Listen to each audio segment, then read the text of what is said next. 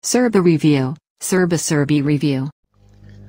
Halo semuanya, selamat malam, selamat datang lagi di channel Serba Review. Kali ini aku pengen ngebahas sesuatu yang berbeda gitu ya. Jadi aku pengen ngebahas tentang salah satu aplikasi. Bukan aplikasi sih, lebih kepada fitur terbaru dari YouTube, yaitu YouTube Short.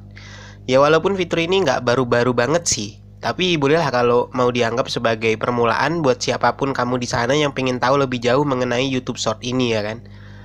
Oke, tanpa berlama-lama lagi langsung aja kita masuk ke pembahasannya. Yang pertama, apa itu YouTube Short? YouTube Short adalah cara bagi siapa saja yang terhubung dengan penonton baru hanya dengan menggunakan smartphone dan kamera short di aplikasi YouTube. Alat pembuat video short dari YouTube memudahkan siapapun membuat video berdurasi singkat dengan durasi dari 15 detik hingga 60 detik dengan kamera multisegmen yang disediakan oleh pihak YouTube. Jadi kalau kamu terbiasa dengan story seperti Snapgram di Instagram, terus story di WhatsApp, story di Facebook, dan feed di Twitter yang baru-baru ini tuh udah dihapus sama Twitter per tanggal 12 Agustus kemarin kalau nggak salah, maka kamu tuh udah akan terbiasa menggunakan YouTube Short ini.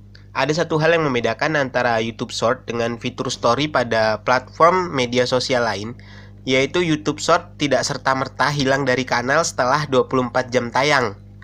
Artinya, fitur ini lebih mirip kepada video pendek ala TikTok, snack video, dan juga Likee. Jadi kayak video slide gitu lah ya. Kalian bisa nge-slide ke atas, bisa nge-slide ke bawah, bisa nge-like, bisa dislike juga, terus bisa komen.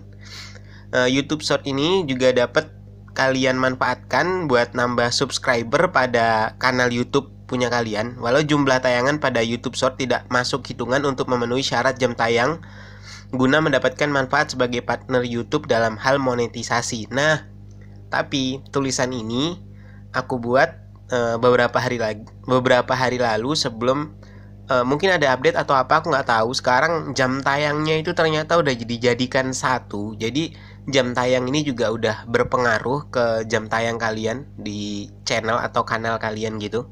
Bisa nambah jam tayang juga, setauku gitu, karena setelah aku lihat-lihat lagi jumlah tayangan di channelku itu ada 6 dan selama 1 jam, dan 2 dari 6 itu masuknya dari YouTube Short, berarti kan nambah jam tayang gitu. Nah, tulisan ini aku bikin sebelum itu, jadi aku koreksi gitu lah ya istilahnya. Terus yang nomor 2-nya kita bakal bahas tentang lisensi YouTube Short. Ini menarik banget sih buat dibahas karena beberapa hari yang lalu aku pernah coba upload sebuah video pendek tentang tutorial cara mendapatkan course gratis pada Coursera dengan menggunakan metode financial aid. Gimana sih ngomongnya? Financial aid. Video itu aku edit menggunakan aplikasi TikTok gitu kan. Karena di TikTok tersedia lebih banyak musik sebagai pengiring latar belakang. Biasalah, kalau di TikTok kan kita nggak perlu download, udah ada sendiri musiknya gitu. Jadi kita tinggal tempel-tempel aja udah jadi. Dan ternyata YouTube Short juga memiliki klaim hak cipta gitu. Jadi video itu diklaim sama pihak YouTube. Jadi tulisan yang ku dapat dari YouTube-nya sih katanya video YouTube Short itu nggak dapat dimonetisasi karena tidak memenuhi syarat sebab terkena klaim hak cipta gitu. Cuman kan ya masalahnya bukankah sejak awal memang si YouTube ini nggak menyediakan versi monetisasi untuk YouTube Short itu sendiri? Atau ini tuh sebuah pertanda gitu bahwa kedepannya iklan juga bakal muncul di YouTube Short? Nggak tahu kan? Siapa yang tahu gitu. Jadi menarik lah buat ditunggu fitur dari YouTube Short yang bilang bahwa klaim hak cipta, terus videonya nggak bisa dimonetisasi dan sebagainya.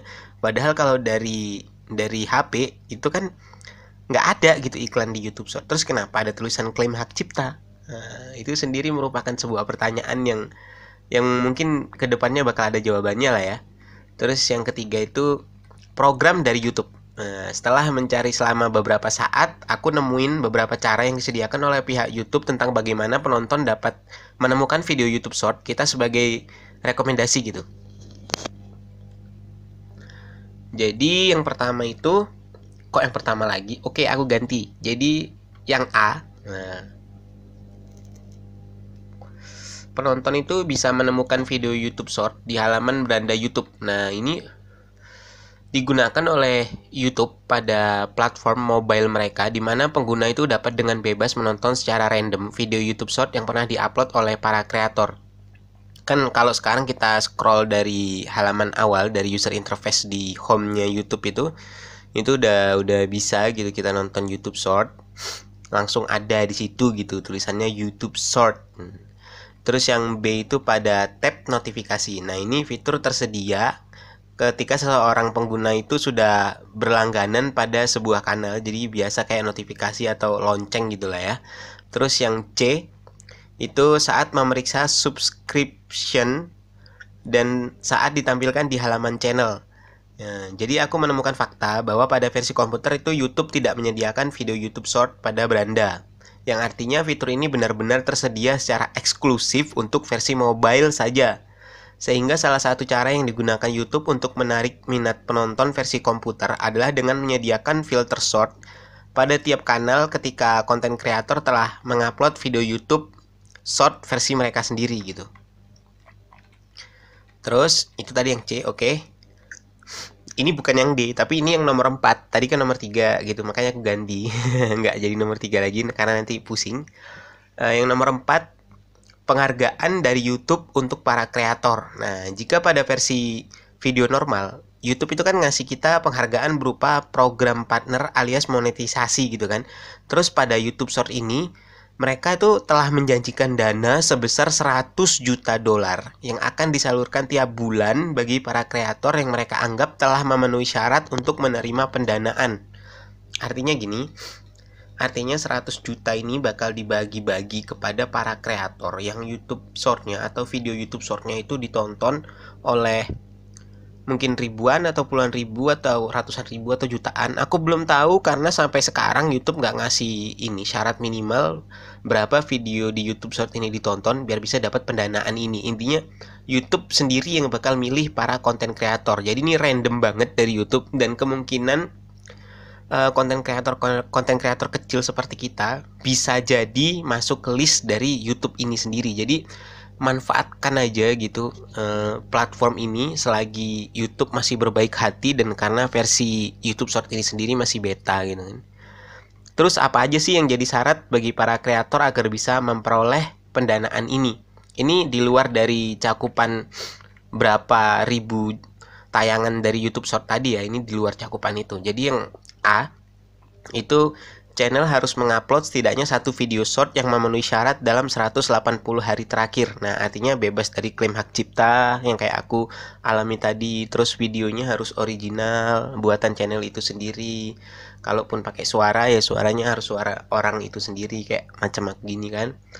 Terus yang B itu channel harus mematuhi pedoman komunitas YouTube, aturan hak cipta dan kebijakan monetisasi. Nah ini, jadi kalau videonya kayak tadi kena klaim hak cipta atau kena aturan hak cipta gitu bakal susah buat nerima.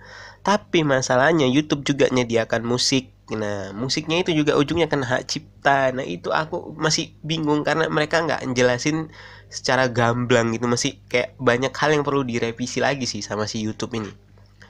Terus yang C itu channel yang mengupload video dengan watermark atau logo dari platform media sosial pihak ketiga, video tidak asli, misalnya klip yang tidak diedit dari film atau acara TV, atau video yang diupload ulang dari channel kreator lain tidak akan memenuhi syarat. Nah ini, kalau kalian notice, sekarang ketika kita nonton sebuah video, biasanya di situ ada klik tanda buat di bawahnya kalau buka versi HP. Nah itu tujuannya buat bikin YouTube Short di kanal kita gitu, tapi semua revenue-nya bakal balik ke si kreator awal, si konten kreator awal. Jadi YouTube itu nggak bisa ngasih pendanaan ke channel yang kayak gitu, yang kerjaannya kayak repost lah ya gampangnya. Terus yang D itu kreator harus berada di salah satu negara atau wilayah berikut ini: Brazil, India, Indonesia, Jepang, Meksiko, Nigeria, Rusia, Afrika Selatan, Inggris Raya, dan Amerika Serikat. Nah, yang E, kreator harus berusia 13 tahun ke atas di Amerika Serikat atau usia cakap hukum di negara atau wilayah mereka. Nah, berarti PG-13, oke.